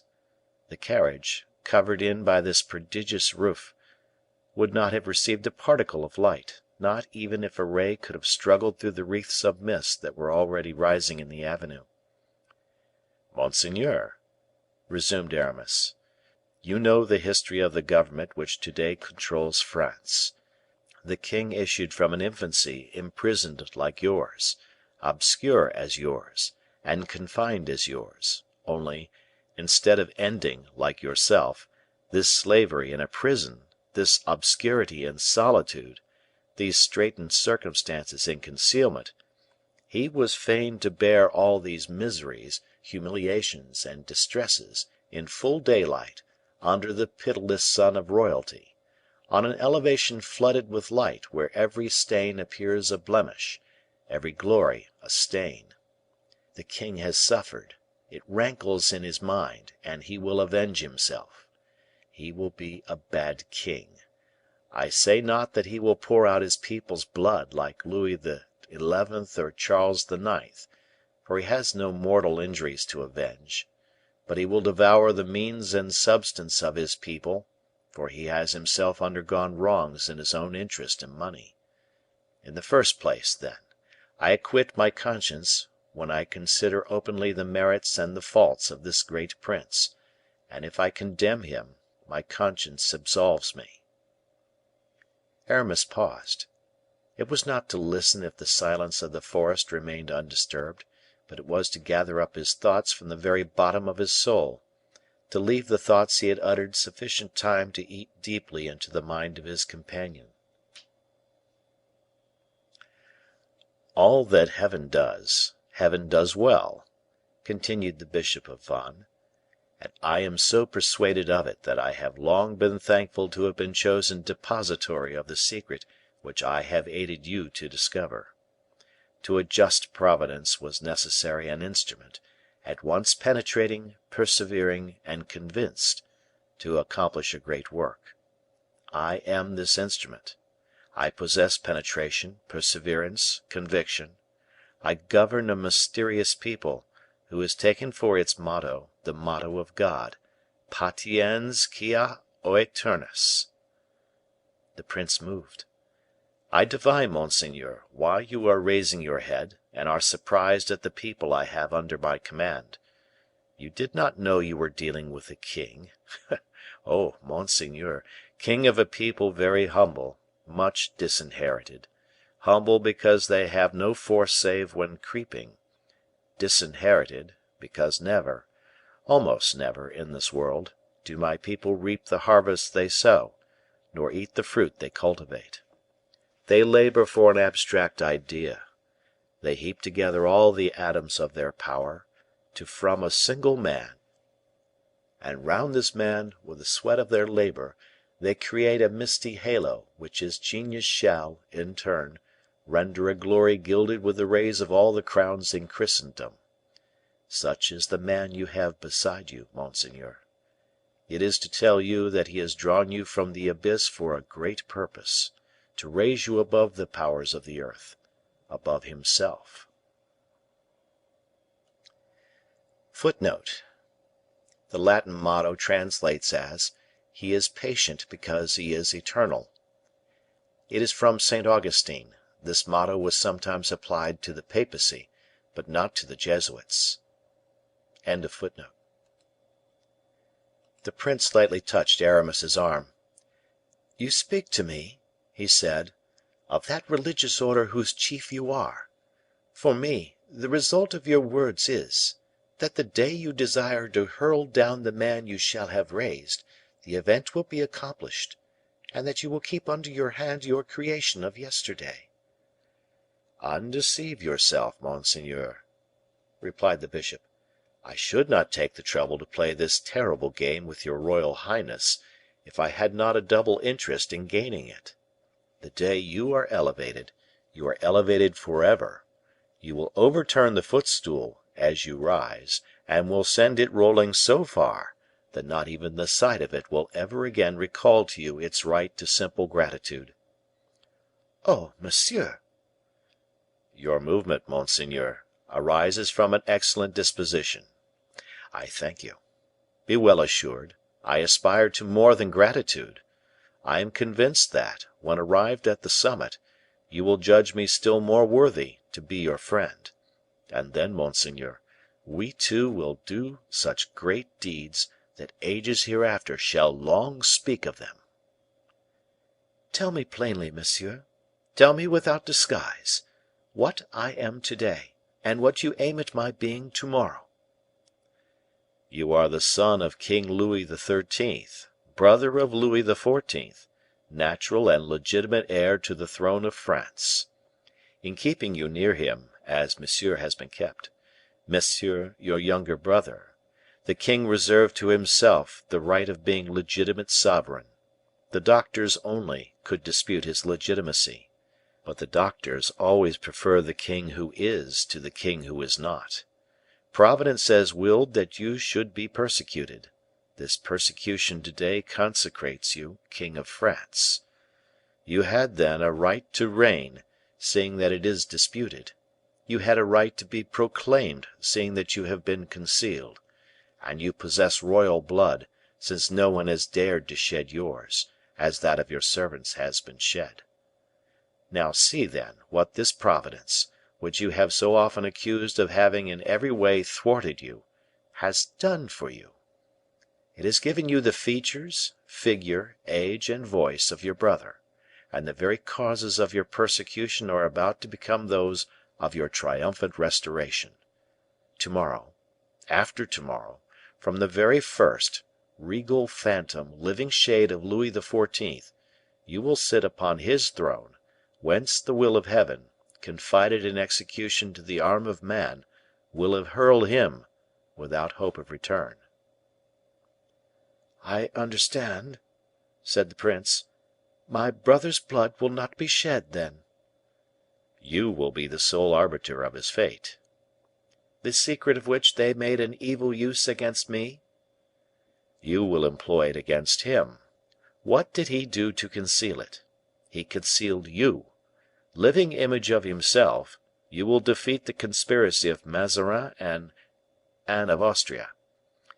You, my prince, will have the same interest in concealing him, who will, as a prisoner, resemble you, and as you will resemble him as a king." "I fall back on what I was saying to you. Who will guard him?" "Who guarded you?" "You know this secret; you have made use of it with regard to myself. Who else knows it?" "The queen mother and Madame de Chevreuse." "What will they do?" "Nothing, if you choose."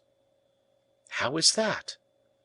"How can they recognize you, if you act in such a manner that no one can recognize you?" "'Tis true, but there are grave difficulties." "State them, prince." "My brother is married; I cannot take my brother's wife." "I will cause Spain to consent to a divorce. It is in the interest of your new policy, it is human morality. All that is really noble and really useful in this world will find its account therein." "The imprisoned king will speak." "To whom do you think he will speak? To the walls?" "You mean, by walls, the men in whom you put confidence?" "If need be, yes. And besides, your royal highness." "Besides?" "I was going to say, that the designs of Providence do not stop on such a fair road. Every scheme of this caliber is completed by its results, like a geometrical calculation. The king, in prison, will not be for you the cause of embarrassment that you have been for the king enthroned. His soul is naturally proud and impatient. It is, moreover, disarmed and enfeebled by being accustomed to honors, and by the license of supreme power. The same Providence which has willed that the concluding step in the geometrical calculation I have had the honor of describing to your royal highness, should be your ascension to the throne, and the destruction of him who is hurtful to you, has also determined that the conquered one shall soon end both his own and your sufferings. Therefore, his soul and body have been adapted for but a brief agony. Put into prison as a private individual, left alone with your doubts, deprived of everything, you have exhibited the most sublime, enduring principle of life in withstanding all this. But your brother, a captive, forgotten, and in bonds, will not long endure the calamity, and Heaven will resume his soul at the appointed time, that is to say, soon." At this point in Aramis's gloomy analysis, a bird of night uttered from the depths of the forest that prolonged and plaintive cry which makes every creature tremble. "I will exile the deposed king," said Philippe, shuddering. "'Twill be more human." "The king's good pleasure will decide the point," said Aramis. "But has the problem been well put? Have I brought out of the solution according to the wishes or the foresight of your royal highness?" "Yes, monsieur, yes. You have forgotten nothing, except, indeed, two things." "The first?" "Let us speak of it at once, with the same frankness we have already conversed in. Let us speak of the causes which may bring about the ruin of all the hopes we have conceived. Let us speak of the risks we are running." "They would be immense, infinite, terrific, insurmountable, if, as I have said, all things did not concur to render them of absolutely no account. There is no danger either for you or for me, if the constancy and intrepidity of your royal highness are equal to that perfection of resemblance to your brother which nature has bestowed upon you. I repeat it, there are no dangers, only obstacles. A word, indeed, which I find in all languages, but have always ill understood, and, were I king, would have obliterated as useless and absurd." "Yes, indeed, monsieur, there is a very serious obstacle, an insurmountable danger, which you are forgetting." "Ah!" said Aramis. "There is conscience, which cries aloud, remorse that never dies." "True, true," said the bishop. "There is a weakness of heart of which you remind me." "You are right, too, for that, indeed, is an immense obstacle. The horse, afraid of the ditch, leaps into the middle of it and is killed. The man who, trembling, crosses his sword with that of another, leaves loopholes whereby his enemy has him in his power." "Have you a brother?" said the young man to Aramis. "I am alone in the world," said the latter with a hard, dry voice. "But surely there is some one in the world whom you love," added Philippe. "No one. Yes, I love you."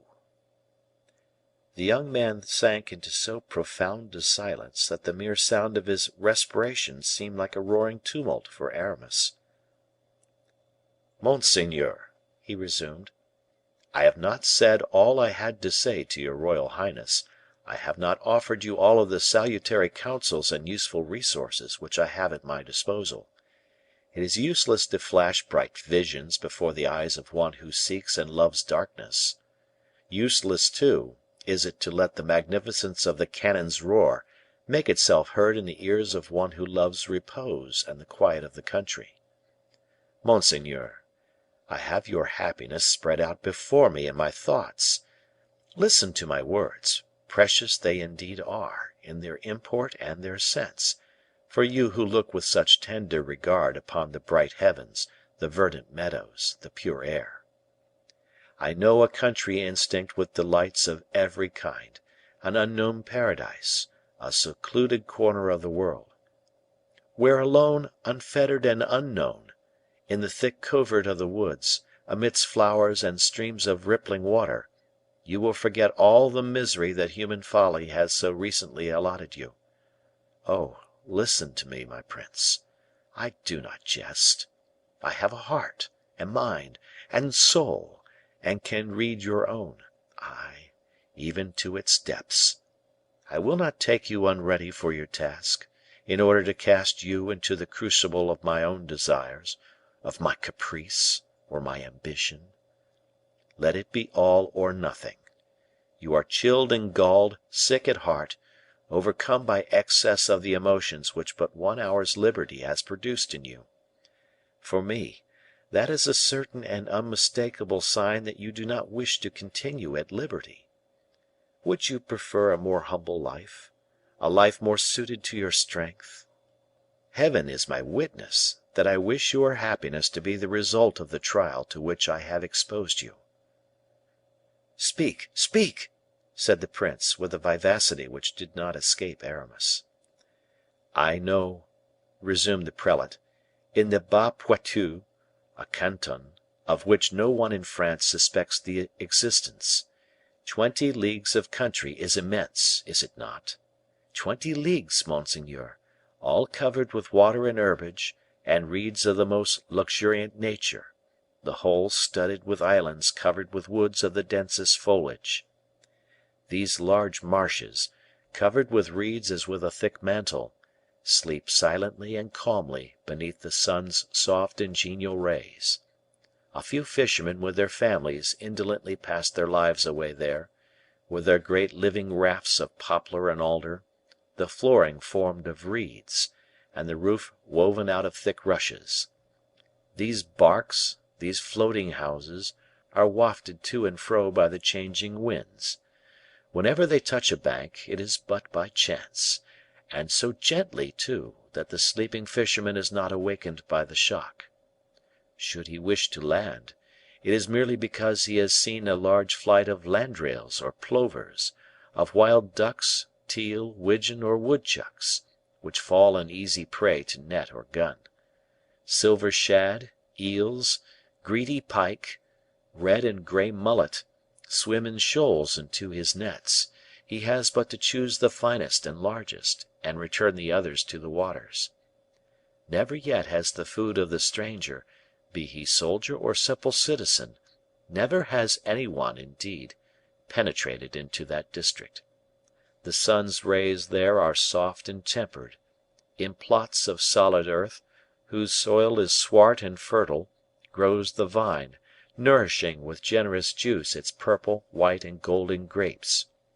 Once a week, a boat is sent to deliver the bread which has been baked at an oven, the common property of all. There, like the seigneurs of early days, powerful in virtue of your dogs, your fishing lines, your guns, and your beautiful reed-built house, would you live, rich in the produce of the chase, in plenitude of absolute secrecy. There would years of your life roll away, at the end of which, no longer recognizable, for you would have been perfectly transformed, you would have succeeded in acquiring a destiny accorded to you by heaven. There are 1,000 pistoles in this bag, monseigneur, more, far more, than sufficient to purchase the whole marsh of which I have spoken, more than enough to live there as many years as you have days to live, more than enough to constitute you the richest, the freest, and the happiest man in the country. Accept it, as I offer it you, sincerely, cheerfully. Forthwith, without a moment's pause, I will unharness 2 of my horses, which are attached to the carriage yonder, and they, accompanied by my servant, my deaf and dumb attendant, shall conduct you, traveling throughout the night, sleeping during the day, to the locality I have described, and I shall at least have the satisfaction of knowing that I have rendered to my prince the major service he himself preferred. I shall have made one human being happy, and Heaven for that will hold me in better account than if I had made one man powerful. The former task is far more difficult. And now, monseigneur, your answer to this proposition. Here is the money. Nay, do not hesitate. At Poitou you can risk nothing, except the chance of catching the fevers prevalent there, and even of them, the so called wizards of the country will cure you, for the sake of your pistoles. If you play the other game, you run the chance of being assassinated on a throne, strangled in a prison cell. Upon my soul, I assure you, now I begin to compare them together, I myself should hesitate which lot I should accept." "Monsieur," replied the young prince, "before I determine, let me alight from this carriage, walk on the ground, and consult that still voice within me, which Heaven bids us all to hearken to. 10 minutes is all I ask, and then you shall have your answer." "As you please, monseigneur," said Aramis, bending before him with respect, so solemn and august in tone and address had sounded these strange words.